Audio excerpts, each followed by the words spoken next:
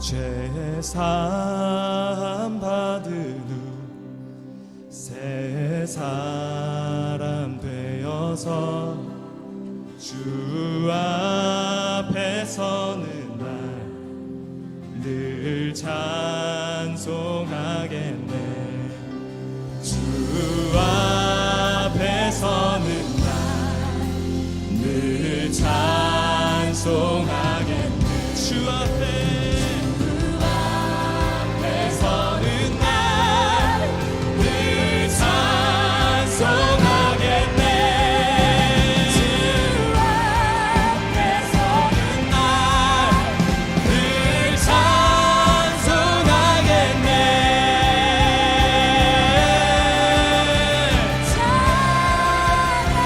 할렐루야. 찬양하라 구속의 주 죽음에서 날 구했네. 주 나의 반석 되시니 그 위에 내가 서리라. 찬양하라 구속의 주 죽음에서 날 구했네. 주 나의 반석 되시니 그 위에 내가 서리라.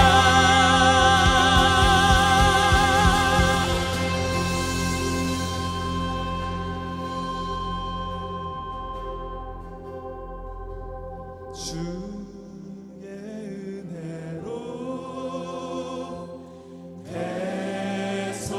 대속받아서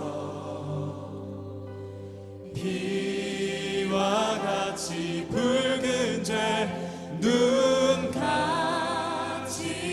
이겼네. 주의 은혜로 대속받아서 피와 같이 붉은 죄 눈같이 이겼네.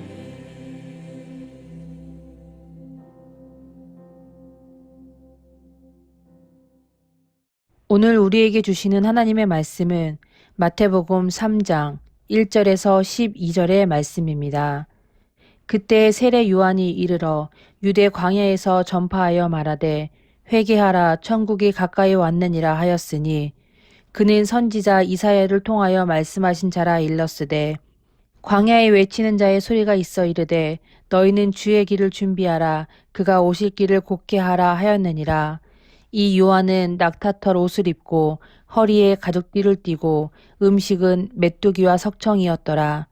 이때 예루살렘과 온 유대와 요단강 사방에서 다 그에게 나아와 자기들의 죄를 자복하고 요단강에서 그에게 세례를 받더니 요한이 많은 바리새인들과 사두개인들의 세례 베푸는 대로 오는 것을 보고 이르되 독사의 자식들아 누가 너희를 가르쳐 임박한 진노를 피하려 하더냐. 그러므로 회개에 합당한 열매를 맺고 속으로 아브라함이 우리 조상이라고 생각하지 말라. 내가 너희에게 이르노니 하나님이 능히 이 돌들로도 아브라함의 자손이 되게 하시리라. 이미 도끼가 나무 뿌리에 놓였으니 좋은 열매를 맺지 아니하는 나무마다 찍혀 불에 던지리라. 나는 너희로 회개하게 하기 위하여 물로 세례를 베풀거니와 내 뒤에 오시는 이는 나보다 능력이 많으시니 나는 그의 신을 들기도 감당하지 못하겠노라. 그는 성령과 불로 너희에게 세례를 베푸실 것이요 손에 키를 들고 자기의 타작마당을 정하게 하사 알곡은 모아 곳간에 들이고 쭉정이는 꺼지지 않는 불에 태우시리라. 아멘. 세례 요한은 광야에서 살았습니다. 그는 낙타토롯을 입었고 메뚜기와 석청을 먹었습니다. 면으로 만든 의복이 보편적이었던 그 시대에 가죽 옷을 입은 세례 요한의 모습은 기이했을 것입니다. 또 그가 먹은 메뚜기와 석청은 건강식이 아니라 먹을 것이 없던 광야에서 살아남기 위해 애쓴 흔적이었습니다. 눈여겨봐야 할 것은 세례 요한이 광야의 삶을 자발적으로 택했다는 것입니다. 누가복음의 기록을 보면 세례 요한은 제사장 가문의 사람입니다. 안락함까지는 아니어도 안정적인 삶을 영위할 수 있었습니다. 하지만 그는 안정을 버리고 광야로 나아갔습니다. 세례 요한이 광야에 나간 이유는 명확합니다. 하나님과 더 가까이 동행하기 위해 갔습니다. 광야는 하나님과 만나는 장소입니다.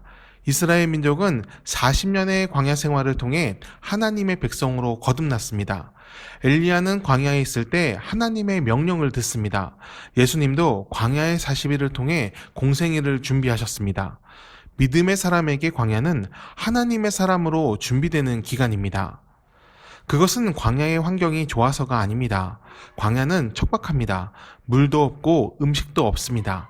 낮과 밤의 일교차가 크고 맹수가 사는 곳이기도 합니다. 광야는 사람이 살만한 장소가 아닙니다. 하지만 그렇기에 하나님을 만날 수 있습니다. 하나님 외에 의지할 것이 없기 때문입니다. 믿음의 사람은 광야를 통해 하나님만 바라보는 삶을 체득합니다. 어려운 환경에서 돌보심을 체험하고 자신을 향한 하나님의 뜻을 깨달아갑니다. 세례 요한은 광야를 통해 하나님의 사람으로 준비되었고 그는 믿음의 확신을 가지고 회개의 세례를 선포하였습니다. 그의 목소리에는 힘이 있었고 능력이 있었기에 많은 사람들의 영혼이 반응했습니다. 그것은 사람의 능력이 아니라 하나님의 능력이었습니다. 광야는 세례 요한에게만 허락된 장소가 아닙니다. 우리도 광야에 들어갈 수 있습니다. 많은 이들은 광야를 고통으로 여기지만 하나님의 선하심과 계획을 믿는 자들에게는 그 시간 역시 은혜입니다. 세례 요한을 돌보시고 이끄신 하나님을 우리도 만날 수 있기 때문입니다.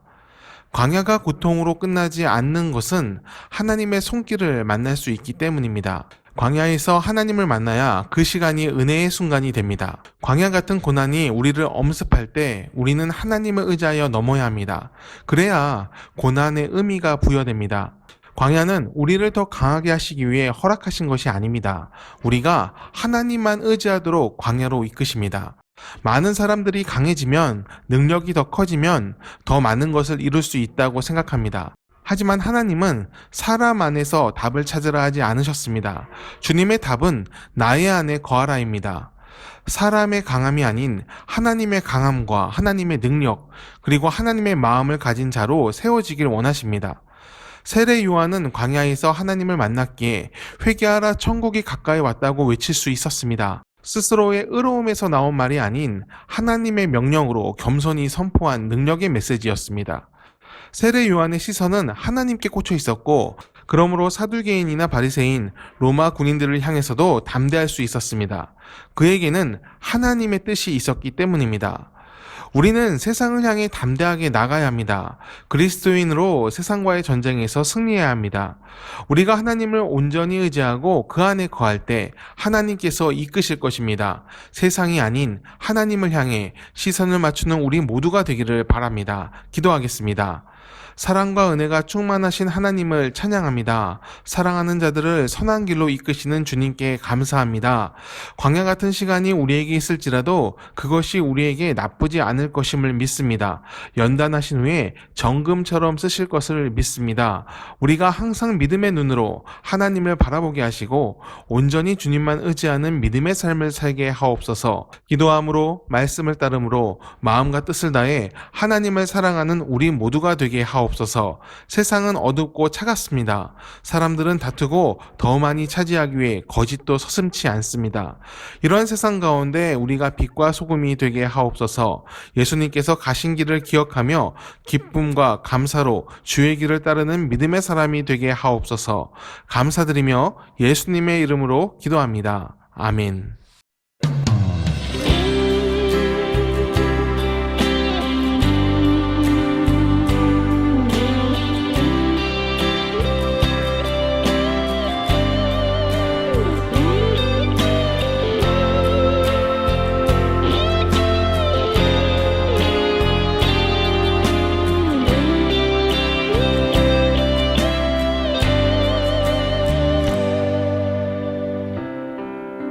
기도를 멈추지 마라.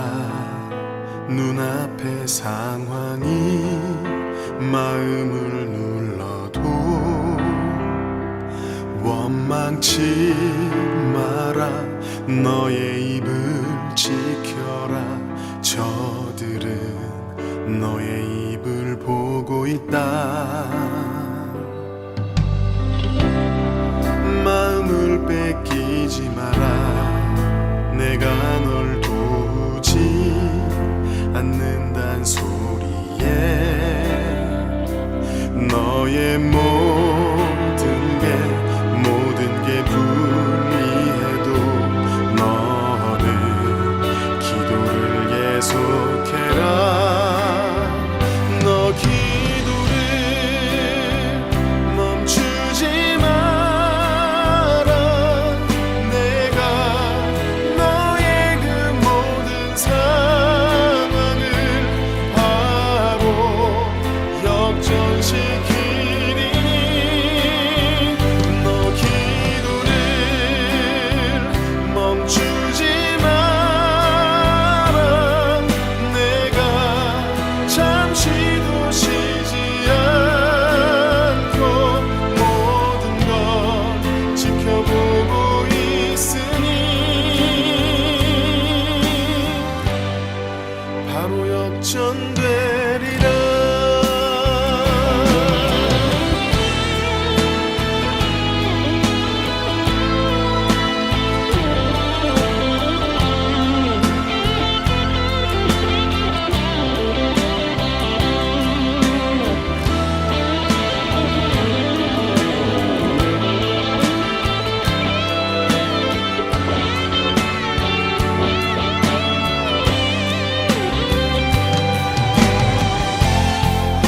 저들의 힘이 너를 압도해도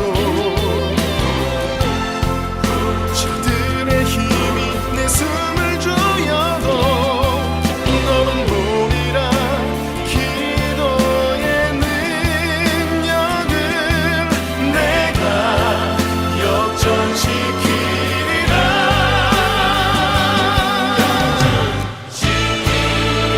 너 기도를 멈추지 마라. 내가 너의 그 모든 상황을 바로 역전시키리니 너 기도를 멈추지 마라. 내가 잠시도 쉬지 않고 모든 걸 지켜보고 있으니 너 기도를 멈추지 마라. 내가 너의 그 모든 상황을 바로 역전시키리니